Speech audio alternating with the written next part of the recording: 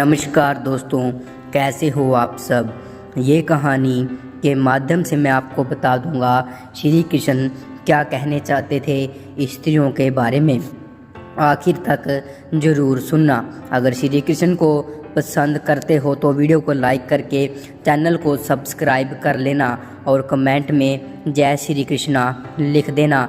आप पर बहुत खुश होंगे श्री कृष्ण। तो शुरू करते हैं एक कहानी से। महाभारत का युद्ध समाप्त हो चुका था।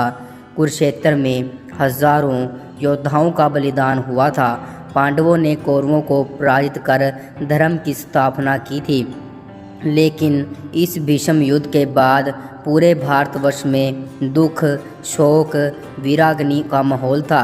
अनगिनत माताएं अपने पुत्रों को खो चुकी थी। अनेक स्त्रियां अपने पतियों, भाइयों को खो चुकी थी। द्वारका में श्री कृष्ण अपने निजी कक्ष में बैठे चिंतन कर रहे थे। इस दौरान देवी रुक्मिणी उनके पास आई और निम्रता में आकर कहा, प्रभु, आपके रहते हुए भी इतना विनाश दृश्य देखने को मिला।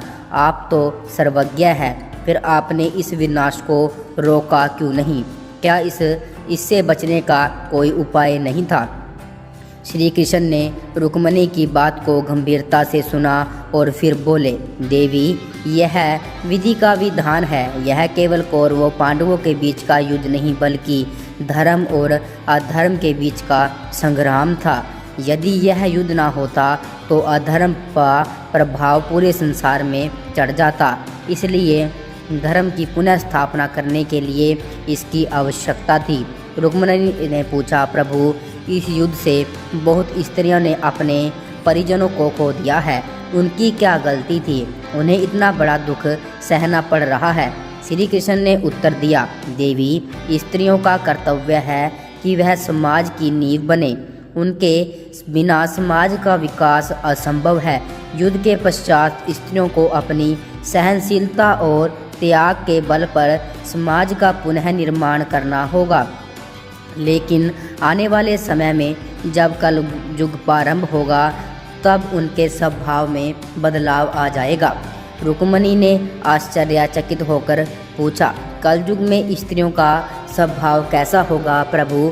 श्री कृष्ण ने लंबी सांस ली और कहा, कल युग में लोग अपने स्वार्थों के लिए अपने मूल्य को त्याग देंगे।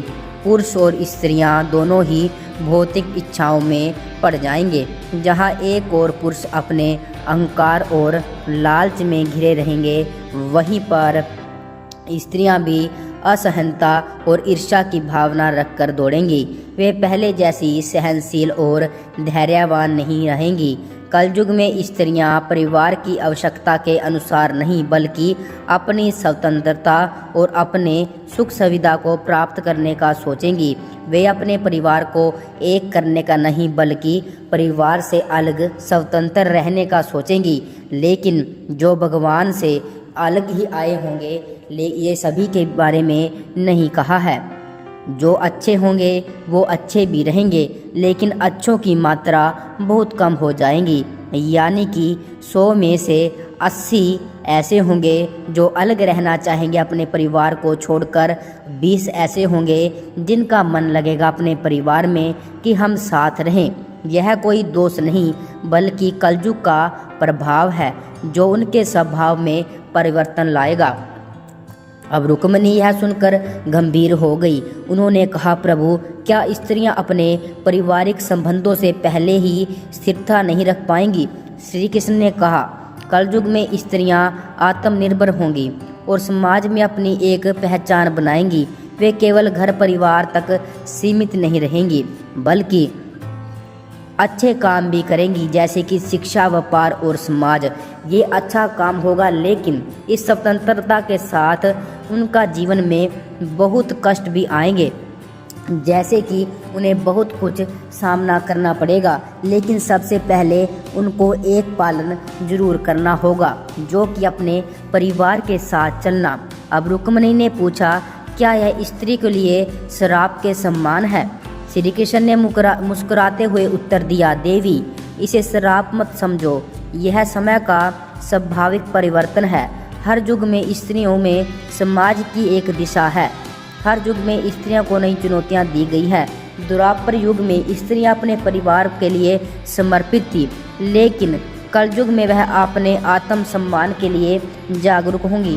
वह अपने आप को स्वतंत्र रखना चाहेंगी ताकि समाज उनके अधिकारों को पहचान सके, लेकिन यह भी तब तक अच्छा रहेगा जब वह तरीके से रहेंगी।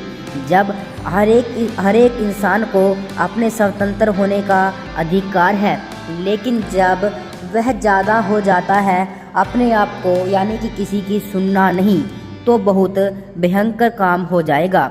उन्होंने कहा कि यद्यपि कलयुग में स्त्रियां सहनशीलता त्याग की भावना कुछ हद तक कम हो जाएंगी, वे केवल अपने आप में ही रहना चाहेंगी। वह कहते हैं कि श्री कृष्ण ने रुक्मिणी को यह समझाया कि समाज की धारा समय के साथ बदलती रहती है। हर युग में स्त्रियां उसी संसार से ढलती हैं, वे नई चुनौतियां पकड़ती हैं, लेकिन श्री कृष्ण ने कहा कि वो स्त्रियां ही अच्छी मानी जाएंगी या फिर भगवान भी उन्हें पसंद करते हैं जो अच्छे से बोलना चलना।